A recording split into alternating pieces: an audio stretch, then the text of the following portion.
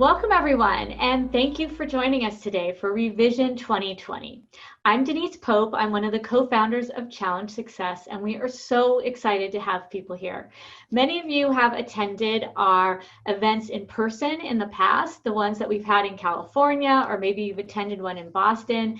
And we wish we could be together today, all together in one room. But what makes this really special is an opportunity from the pandemic that allows us to all be together with the multiple people from all over the world that would never have been able to join us in person. So it feels great to reach so many people this way. If this is your first Challenge Success event, welcome. We are thrilled to have you here.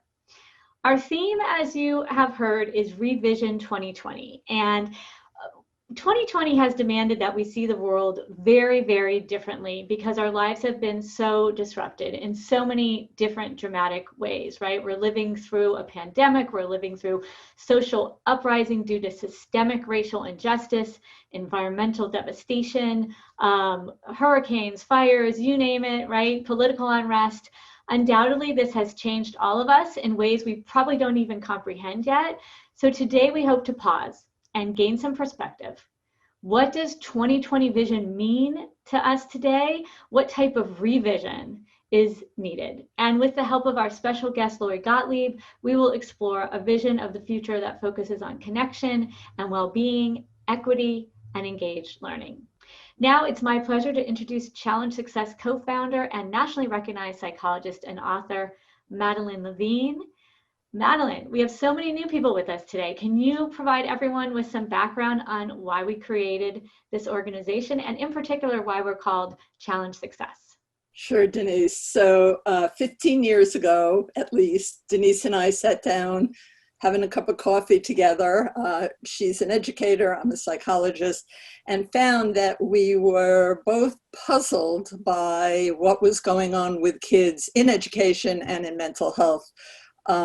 Particularly around the notion of what constituted success. At that time, success was seen as a very narrow line. You know, you went to school, you got good grades, you went to a good college, you got a good job. And our experience was that actually is not the case. Most people that I've interviewed in my life did not follow a straight line to success. And so as we talked about what we were seeing, we came up with the notion that it was time to challenge these restricted notions of success that put an awful lot of pressure on some kids and marginalized other kids. And that was the start of Challenge Success. In my own practice, what I was seeing was a huge escalation of emotional problems. And I think it's worth noting that before COVID, 1 in 3 kids in this country had a diagnosable anxiety disorder. That is just huge. It's continued because of COVID, which we'll be speaking about later, to increase. The Center for Disease Control now says that 1 in 4 kids have seriously thought about suicide through this period of time. So what Denise and I were interested in, which was how to make kids more engaged learners, have a better skill set, be more robust, be better able to tolerate difficult environments like we're in right now. I think it's become clear to parents now that life demands a pretty robust set of coping skills and that there's 24 hours in the day. If we spend our time constantly asking about performance and the soccer match and grades, then we neglect things like resilience, like social development, like emotional health. And I think the pandemic given us an opportunity to go back, to pause and reset the way we communicate to our kids what is a valuable way of living. And I think for most of us, that is having a robust sense of self, finding work that you like, having good values, and being a good friend and partner. And the other stuff is not as important, quite frankly. Denise, can you talk a little bit about the school's role in challenging these kinds of notions of success? Absolutely. So the school is a part of the community, right? The students, the parents, the teachers, the faculty, we're all part, we make up the community. So schools are definitely part of the problem in terms of this narrow notion of success. They are trying to get kids to get the grades and get the test scores and get into those colleges. They are meeting the demands of the parents in the community and quite frankly, everyone else in the community, the businesses, etc. And just like schools are part of the problem, they can also be part of the solution to coming up with a much broader vision of success. As we have learned through this pandemic, I think people who didn't know, now they really know, schools play a major role in the community, right? They are childcare, they are food distributors, they are places for students to have a social life, they are places for students to get mental health and well-being. What we do at Challenge Success is we partner with schools and families to really promote student well-being and engagement with learning. That's what we were doing before COVID-19, before the summer of 2020. That's what we continue to do. Our very first priority is health and well-being for all students, regardless of socioeconomic status, regardless of who you are. Every student needs to be well and healthy before they can even begin to learn. And what we knew was happening before March 2020 was this thing called doing school, where students are playing the game, where they're going through the motions, where they're not really engaged in school, where they were exhausted as they dealt with hours and hours of homework and lots of extracurriculars and paid work and childcare, taking care of their siblings.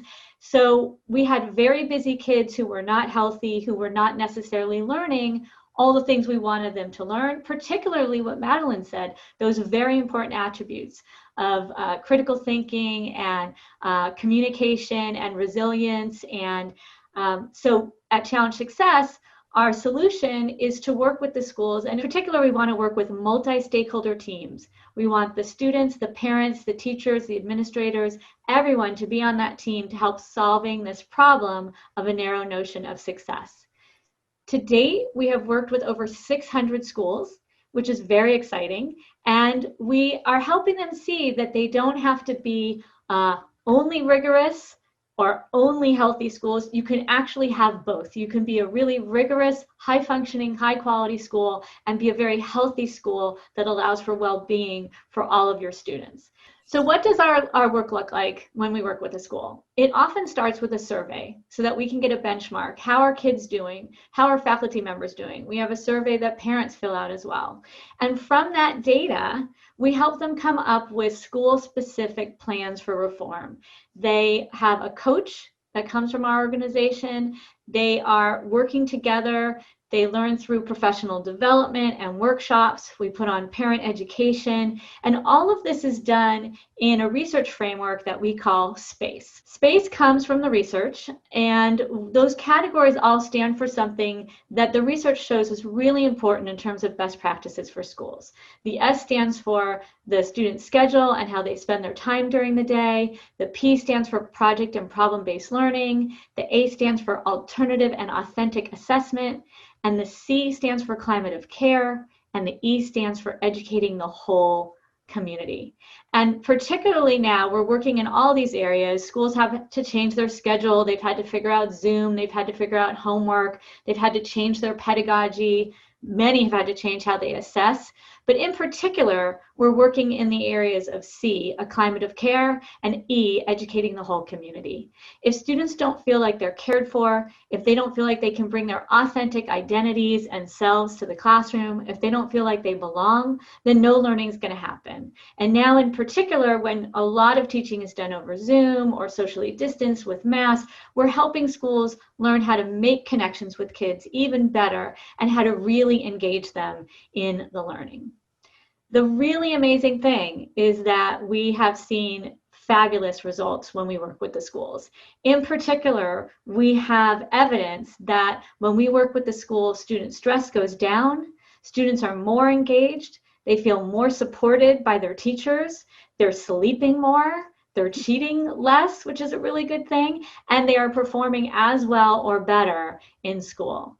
All of those are areas that we think are absolutely critical to student well-being and to student engagement, and we know that we can make a difference in schools. So I can talk about the impact that we see Challenge Success is making all day long, but I think it's going to be more impactful if you hear from the folks who are living this every day. So we have worked with a school district down in Southern California, Tustin Unified, and I am very excited to welcome them to the program.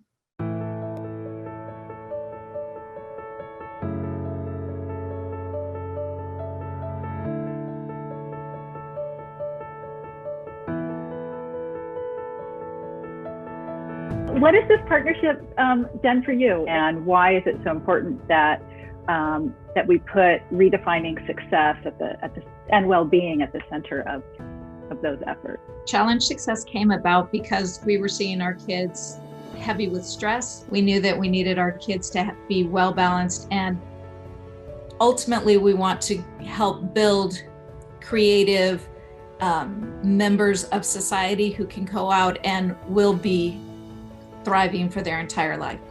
So we started with our high schools, and our high schools jumped right in. When they heard the message, they're like, yes, this is perfect, what we need.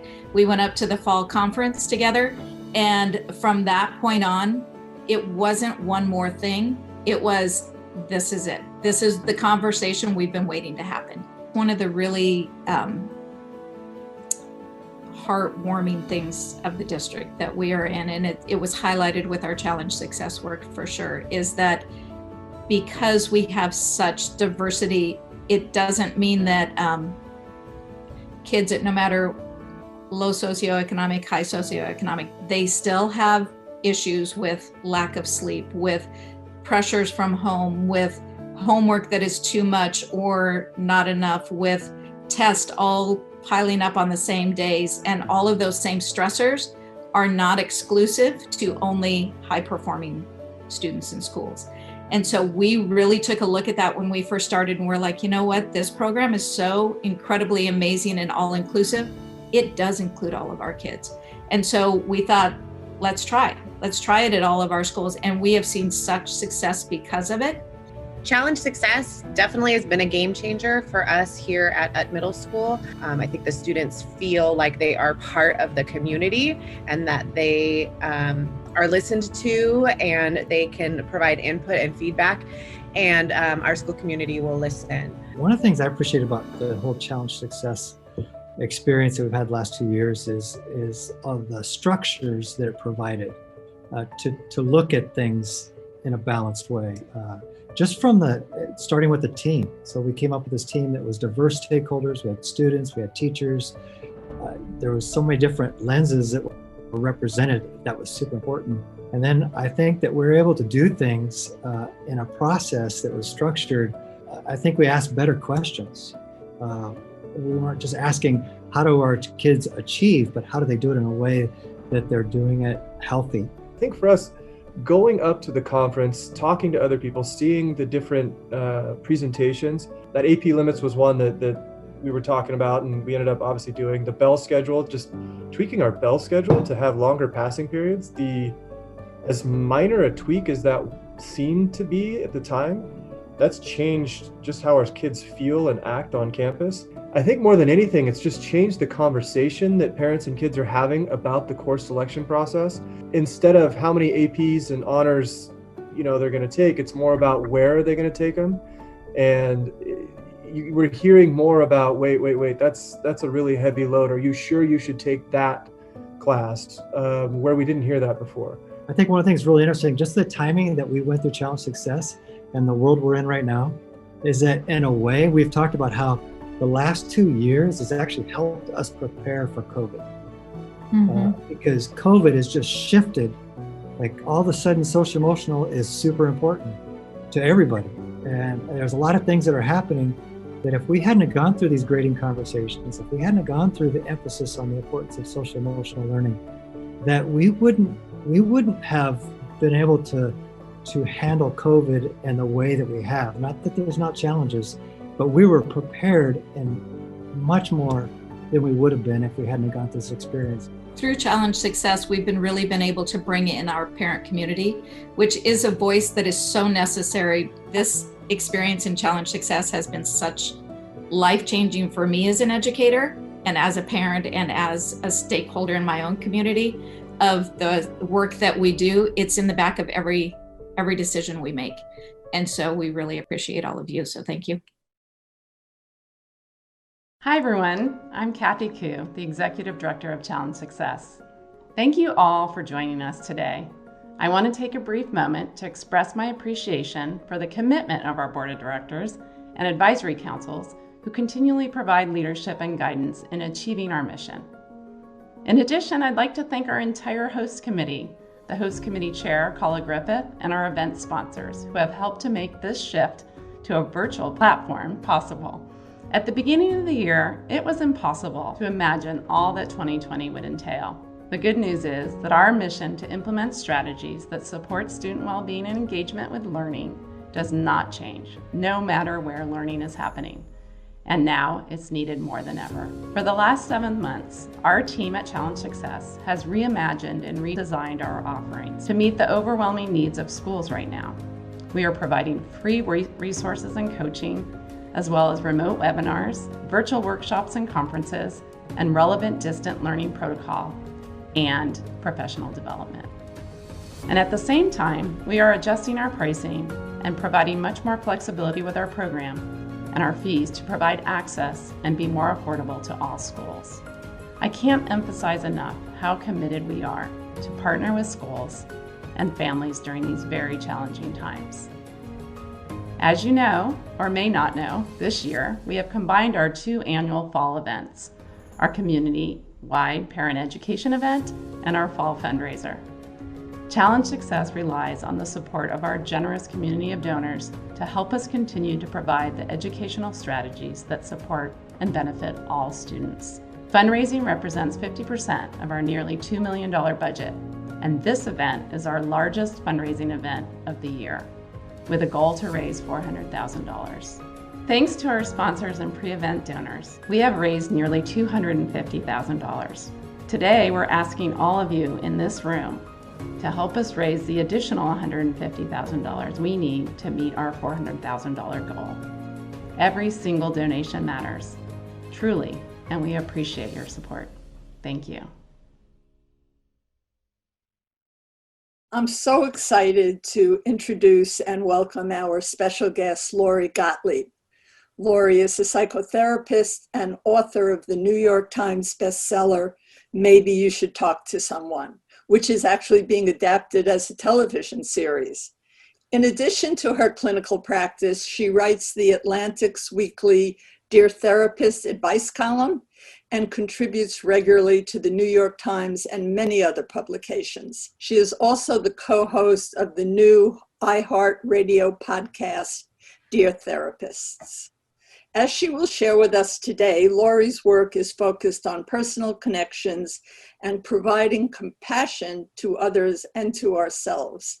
I know you'll find many parallels and connections between Lori's work and Challenge Success's vision and mission. So with that, I extend a warm welcome to Lori Gottlieb. Hi, Lori. I remember when you had your How to Land Your Kid in Therapy article published in the Atlantic, which is like a decade ago. And it hit a nerve. I think it was the most shared article of the year back in 2011. Can you tell me how, and our audience, how you came to write that article at that particular time? Yeah, so back then I was doing my internship and I was training to become a therapist. And I had noticed that a lot of people would come in their 20s and say to me, my life looks good on the outside. I did well in school. I got a good job. I have friends. All of those sort of infrastructure pieces are there, but something's missing. I don't know what it is. I'm anxious. I can't sleep. I get depressed. I don't feel whole, was basically what they were saying in various ways. And they would say, my parents were great. My parents are my best friends. They did everything for me. I had a great family. So I don't understand why I'm struggling so much. And these were parents who really paid attention. So I started really looking into this. And then when I started my therapy practice, I started to notice this pattern. And the pattern was that we talk about attunement with parents. We're not talking about doing everything for your children. Attunement means kind of meeting them where they are and giving them space for challenge, right? And what was happening instead was that parents were smoothing everything over for their kids, paving the way for their kids, not letting their kids struggle in any way, shape, or form that's healthy. And now these kids got into adulthood where they really needed to have had that experience and they didn't. And that's why they were struggling. So, Lori, what kind of definition of success is implied in that kind of parenting where you don't want to see your kid suffer? What would you say to that? When we talk about a definition of success, I think what happens is these parents are coming from a very loving place. In their minds, they think, I am setting my child up for success. They are checking off all the boxes. They are doing exactly what they need to do. And the problem with this way of loving is that it's actually not very loving. And part two of that is it doesn't really set them up for success. And so let's redefine success for a second. So success is not you get these grades, you do these extracurriculars, you get into this college, and then you get this great job, and then somehow you're set for life and you're going to be happy, right? That's a fantasy. Success is really knowing who you are, knowing what your passions are, knowing that you can tolerate discomfort because life is full of that, knowing you can tolerate rejection because life is full of that. And so what happens is these kids don't have the tools, the experiences that really give them the confidence to say, no matter what is going on, I'm going to be okay. I'm resourceful, I'm flexible, I'm adaptable, right? And so it leaves them with a lot of anxiety because the second anything goes wrong in their minds, they think, I don't know how to handle this because it was always handled for me. And what I see with people in their 20s is they are still doing what they did when they were younger, which is they call their parents. Anything that goes wrong, they call their parents as if they aren't already adults because they don't have the tools to function as an adult. They're not acting in an age-appropriate way. So in fact, when you look at success, I would call that a failure. So a while ago, a 14-year-old girl wrote you a letter to the Dear Therapist column saying her mom is pressuring her to get the grades, kind of holding on to this very narrow definition of success. And I thought you gave a fabulous answer. Do you remember what you said? Well, I mean, one thing I wanted to do was I wanted to help her understand why her mom was doing that. And then I wanted to help her talk to her mom from a different place because they were just butting heads. And she said, I am, this is creating anxiety, depression, a really difficult relationship with my mother. And I told her, first of all, your mom is doing this from a misguided place. So it's a place of love, but it's from the orientation is all wrong.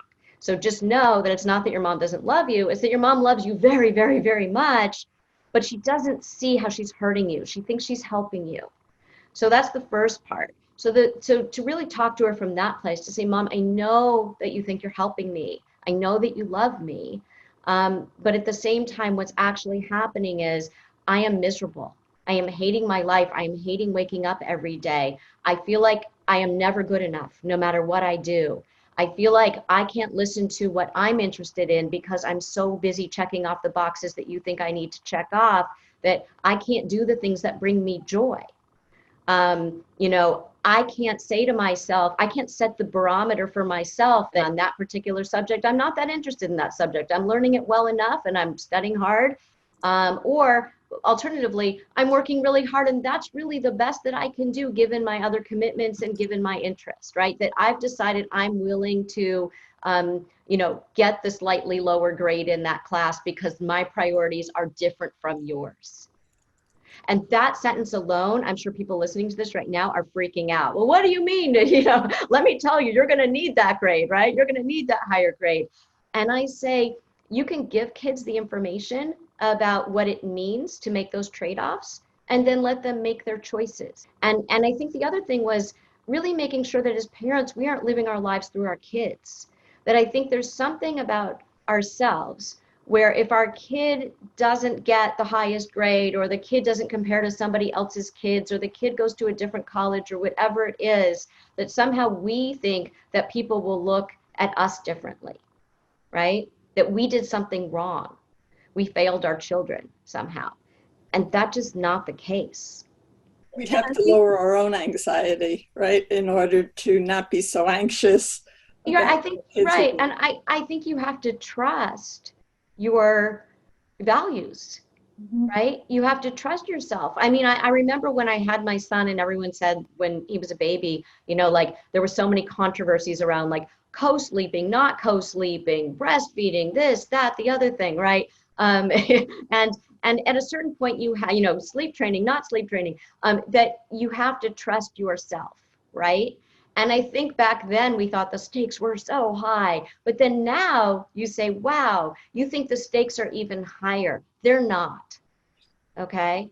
They're not. If you have a good relationship with your child and your child feels whole going into the world, and your child is able to evaluate circumstances and say, what is the best fit for me? What is the best relationship for me? What is the best school for me? What is the best job for me, right? If your child can evaluate those things, then you have done your job much better than the parents who have said, oh my gosh, you know, how do we keep up with the other kids? Tell me about the relationship between a parent and a child, and what makes that more successful in the real sense that you're talking about. I think what kids, and I would say people, really need is to be understood and be seen. So it's, I see you, I hear you, I understand you, not, and here's my agenda. And part of that is, again, dealing with our own anxiety. And I would say that if there's anything that's contagious in a household, it is the mood of the household. If the parents are anxious, the kids are going to be anxious. So anxiety spreads like wildfire in a house. So if you can be calm about things and really stay balanced, your kid will be calm and balanced and not see everything as a catastrophe, the way that parents often catastrophize these situations. What happened in that class? What happened on that test, right? I mean, can you imagine if everything you did all day, someone was evaluating you and saying, what happened with that? You know, we would be driven crazy and we would feel terrible about ourselves. Every perceived mistake would be pointed out to us, right? And so, you know, we couldn't really function that way. Oh, by the way, and we had to succeed at the highest level in every single thing, even things we don't care that much about. So that's what we're expecting of our kids. It's unrealistic and it's punishing. Mm-hmm. So I think when we talk about the relationship, first of all, we need to be able to make sure that our anxiety is under control, because we don't want to spread that. That's very contagious. And the other thing is, we want to get comfortable with their discomfort. And so when your kid comes to you and says things like, this happened, and this is what parents tend to do. We tend to either try to fix it for them immediately. We're like, well, what about this? And here's what you do, and email this person, right? Or we try to talk them out of their feeling, like, oh, you're sad about that? Hey, let's go have some ice cream. Right? Oh, you're anxious. Oh, don't worry about that. It's going to be okay, right? No. What you want to do is you want to say 3 words to them. And these are the 3 words, and they are like magic. The words are, tell me more. So your kid says, I'm really worried about this. Instead of trying to say, here's what you do about it, or don't worry about it, or let's go have some ice cream, you say, oh, tell me more. And you let them talk. And I remember when I was training to be a therapist, one of my clinical supervisors said, you have 2 ears in 1 mouth. There's a reason for that ratio. I say this to parents all the time, and myself included. I have to remind myself, right?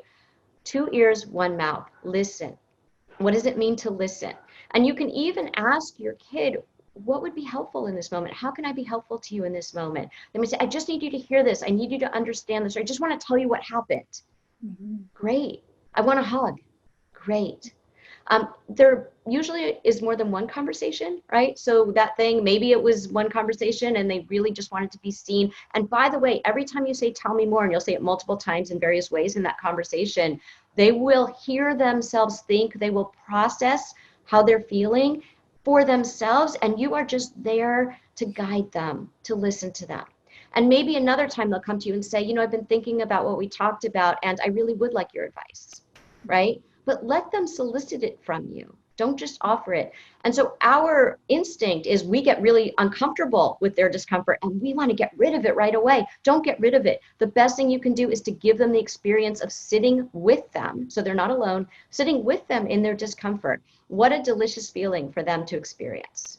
We all have this place of knowing inside of us. We all have that. Even young kids do, especially by the time they get to their adolescent years. They have a place of knowing inside of them, but they get talked out of it. That voice is really quiet, and all the other voices around them, from their guidance counselors, from their peers, from their parents, from the culture at large, those voices are so loud. And so that place of knowing, that voice of knowing gets drowned out. When you sit with your kid and you say, tell me more, it gives space for them to hear themselves from that place of knowing. Most of the solutions to the problems your kids have, they have themselves.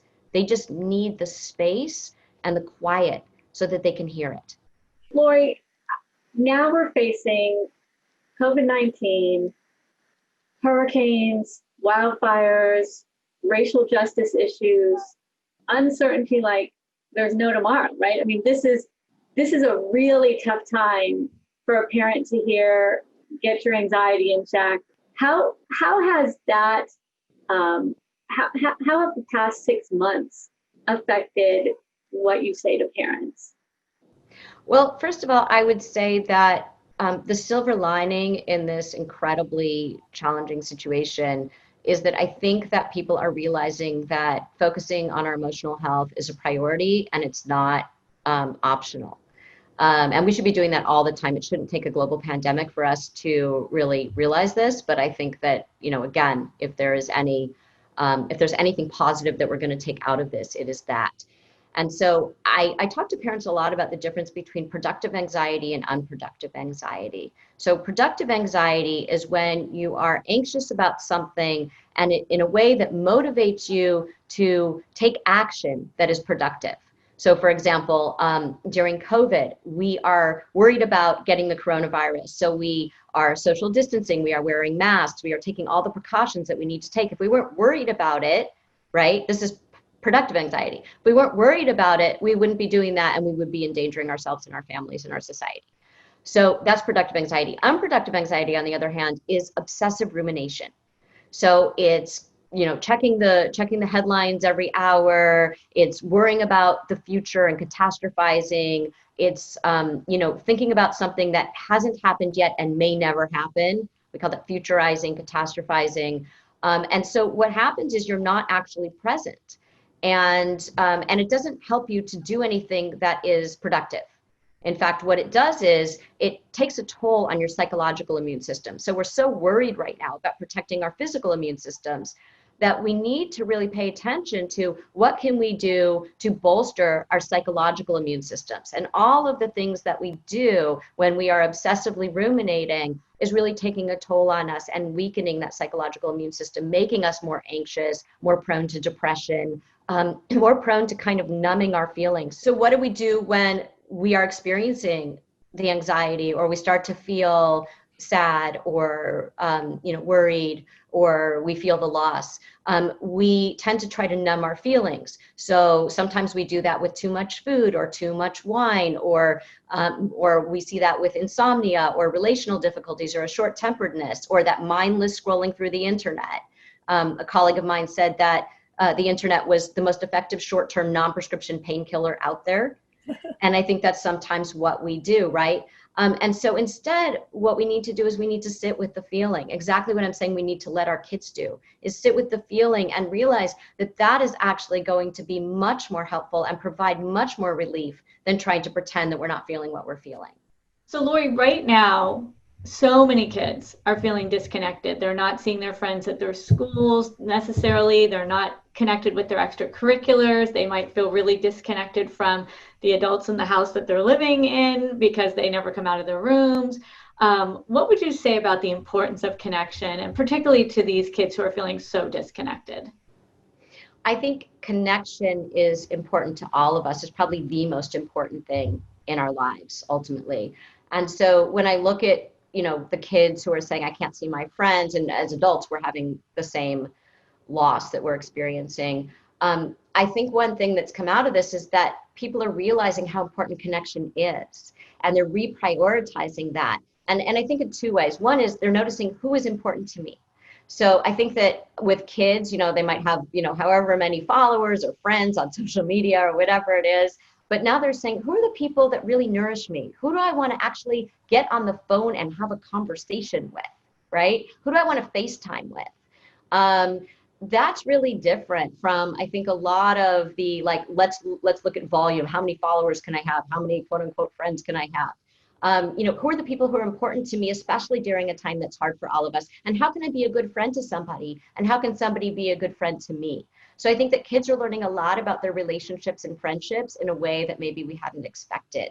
And if your kid is not, I would encourage them and talk to them about this and say, who are the people in your life who make you feel good? Who are the people that you feel like might be lonely right now, who you care about, that you want to reach out to? And that's something that I think, all kids can really do, and it'll help them feel connected in the world. And then I think as adults, same thing. Who are the people in our lives that we really like to talk to? And did we not prioritize that? And can we, as we emerge from COVID, when that happens, can we make sure that we prioritize those relationships? And the ones that didn't feel so good or really, kind of drained us instead of refueled us, maybe we don't need to focus so much on those relationships. So I think it's a reckoning and a reevaluation, both for ourselves and our kids. So Lori, I heard you say a quote that has really stuck with me, which is, sometimes uncertainty is the best thing to happen to us. And in a time like this, when everything seems so uncertain, it's really hard for me to hold on to that line, and I'm really trying. So what do you think some of the opportunities are that have come from all this uncertainty? Yeah, I think that so many of us get really anxious around uncertainty. Humans in general don't do well with uncertainty because we want to know the plot. We want to know what happens. And we want to feel like we're in control. And uncertainty is sort of the opposite of that in our minds. But it's actually not, because uncertainty presents new opportunities. Instead of thinking, oh my gosh, I don't know what's going to happen next, that's so scary, we can reframe that with, wow, now that things are kind of being shaken up a little bit, I can shake things up too. Now I can try something new. Now I can take a risk. Now I can rewrite what happens next. And as parents, the same thing. Notice, what are the things that you used to do in your life that you don't miss that much? Do you really need to go back to them? I can name so many things that people have brought up in therapy, or just my friends have brought up, or things I know in my own life where I say, wow, I spent so much time doing that thing that I don't miss it at all. I don't need to do that. And then also it opened up all of this space for me to say, and what do I want to prioritize? And what do I want to pursue that I had always had on the bottom of my to-do list, in the back of my mind, that I thought I could never do. But now all the rules are kind of being broken.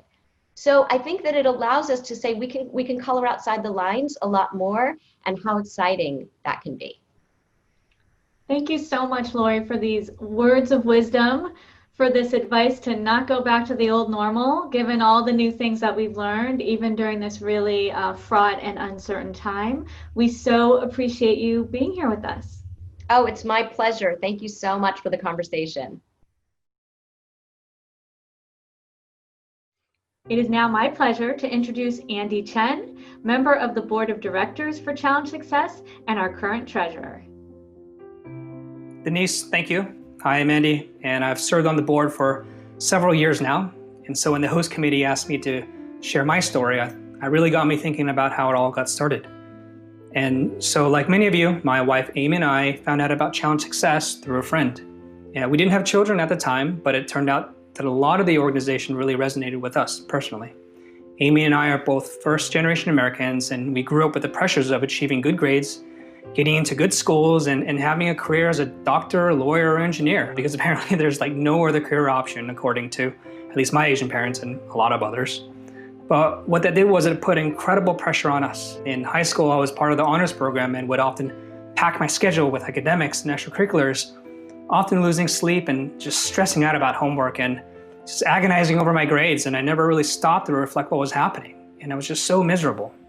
But then one day it all changed. As part of the honors program, I had to take a lot of different classes, some of which I didn't really care for. And in one of the classes, after struggling all night over my homework and not sleeping, the teacher criticized my effort and said I wouldn't get credit.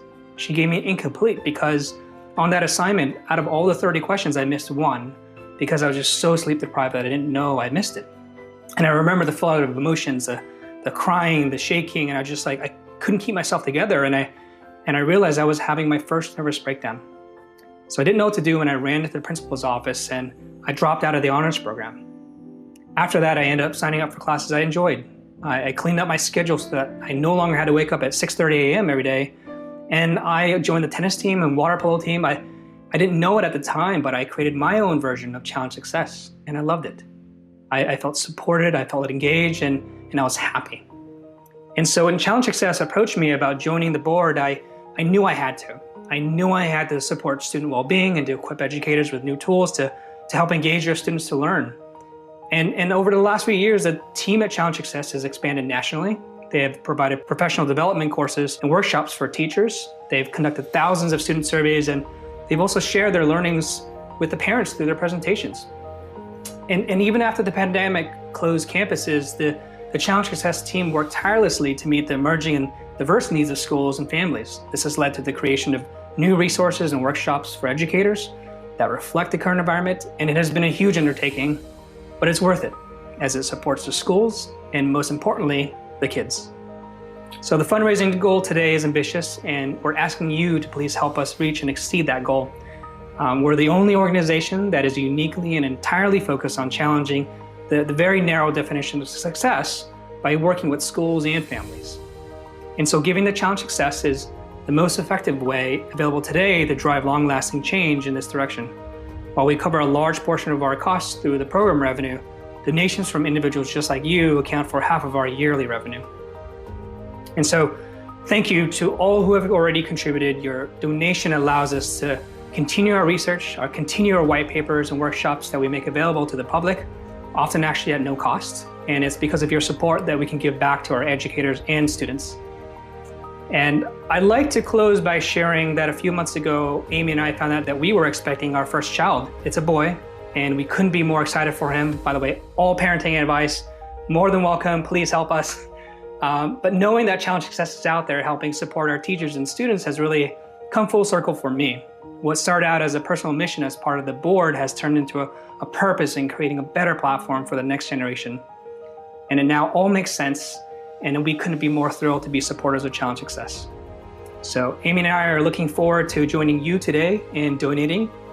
You can make your donation or pledge through the donate button below. So thank you so much. Thanks, Andy. One of the things that we prioritize at Challenge Success is really listening to the students. We look at whose voices are most marginalized in schools these days, and we recognize that even though students are the ones experiencing the problem, they often don't take part in any way, shape, or form in helping to solve the problem. We emphasize listening to the students and offer lots of tools to schools for helping them to do so.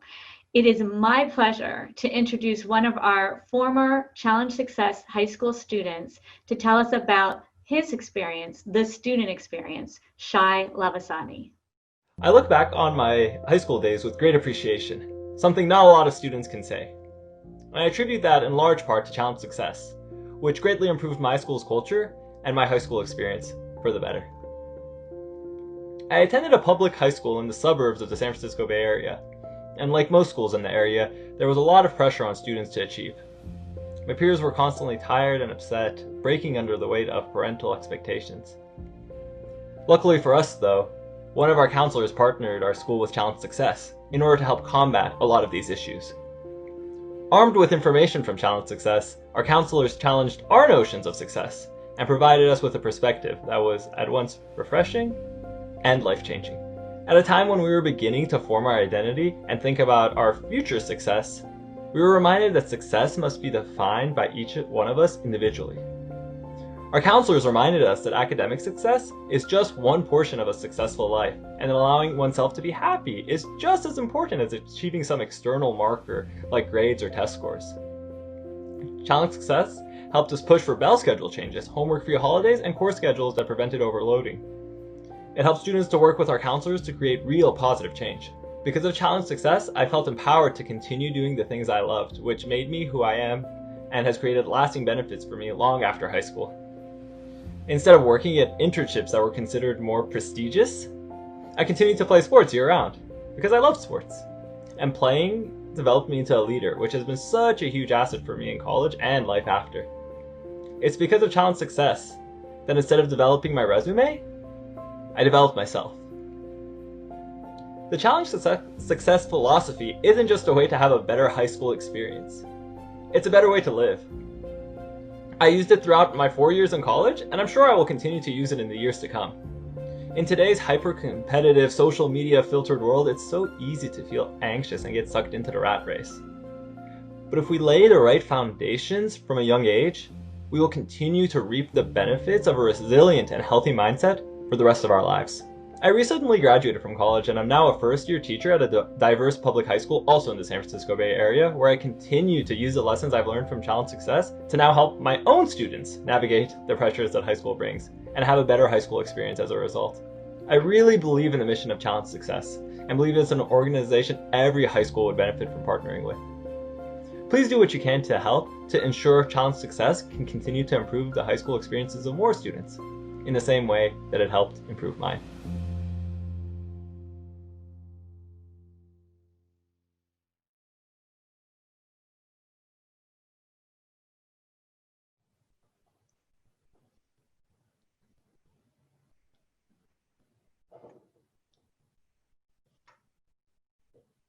Thank you, Shai. It is so inspiring to hear that you are now a teacher yourself. And thank you everyone for being here. Thank you for supporting this work. Thank you for being a part of this parent education event. And thank you for helping us try to achieve our fundraising goal of $400,000. We're not quite there yet. And if you haven't had a chance yet to donate, we would greatly appreciate it.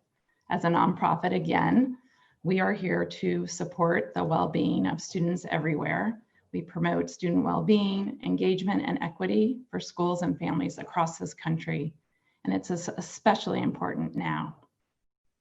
Please know that every gift is meaningful. The gifts that we receive actually help support access and affordability for all families and educators who would like to participate in our programs. A gift of $10 supports a parent education opportunity for one parent. A gift of $100 supports an opportunity for 10 parents. A gift of $250 supports an educator attending a summer leadership seminar. A gift of $1,000 supports an entire faculty attending a professional development workshop. A gift of $2,500 supports a survey for staff and student well-being administered by a school. A gift of $5,000 supports an entire team of 10 to return to our school program for initiatives around student well-being. And a gift of $10,000 actually supports a brand new school joining our program for a year-long effort. Every gift, again, is meaningful at any level. So please help us try to reach our goal today. We wouldn't be here without you. And you can donate now, you can pledge now. You can always go to our website at www.challengesuccess.org. We appreciate your support. Have a wonderful weekend. We hope to connect with you again in the very near future. And with that, a final message from our co-founder, Dr. Denise Pope. Thanks, Kathy. I'm so happy that we made our match today and that these numbers keep rolling in, keep them coming. I want to say a special thank you to all the speakers today and especially Lori Gottlieb. Such great advice for us on how to re-envision 2020.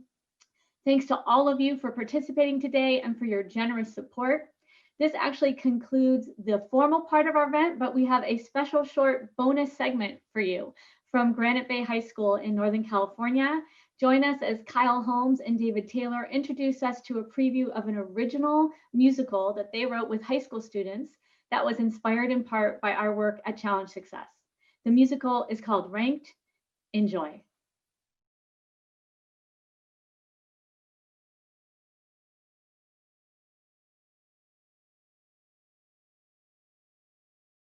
So I guess the point of this show, I guess the point of us writing this is we want to tell our kids stories that they are going through right now. We want to shine a light on what is happening in schools right now, and try and add some sense to this narrative that like teen anxiety and depression and suicide rates and all of these things are getting higher, but nobody can understand why. And a lot of people are attributing it to things like, oh, well, social media and cell phones. And yeah, like that is a part of it. But I think a bigger part of it is we have a system that puts an insurmountable amount of pressure on our teenagers to be successful. And when we say success, what we really mean is better than everyone else. Better than everyone else. A higher class rank than your peers, a higher GPA than your peers, and making sure that there are other accolades that can be put on a resume. And for a lot of our students, that's not the reality of what living a happy and successful life is. And so I think our goal is just to kind of try and tell that story and hope that people hear it and see it and maybe give some second thought to like the way that our school system is currently pressuring the people who are a part of it.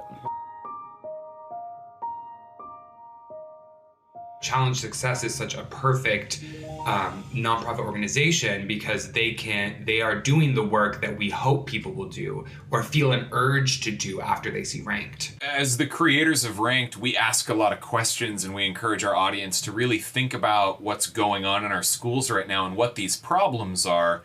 And as they leave Ranked, they think, wow, what can we do to fix it? And what we love about Challenge Success is that it's an organization that actually brings tangible, actionable items to addressing the problems. Since its premiere at Granite Bay High School, Ranked has gone on to be workshopped at UC Davis and licensed across the country. By the end of this school year, Ranked will have been on a high school stage in person or digitally in over 15 states, the United Kingdom, and Malaysia, which is really exciting for us. In addition to that, before COVID hit, we were getting ready to take Ranked to New York City for a reading with Broadway producers to hopefully start that next chapter of what Ranked's life is going to be. Come Up for Air is a song in Act 2 of Ranked. It's a moment where the students have really hit their breaking point and they are reaching out to their siblings to kind of have that real conversation about like, hey, I cannot handle this stress. I cannot handle this pressure. So it's just a moment, a watershed moment for these characters to sing about how the work never goes away, but it's really important to put yourself first because you matter and you're important. And so taking that breath and coming up for air is so essential. I see you there, sitting across from me. You care only about what I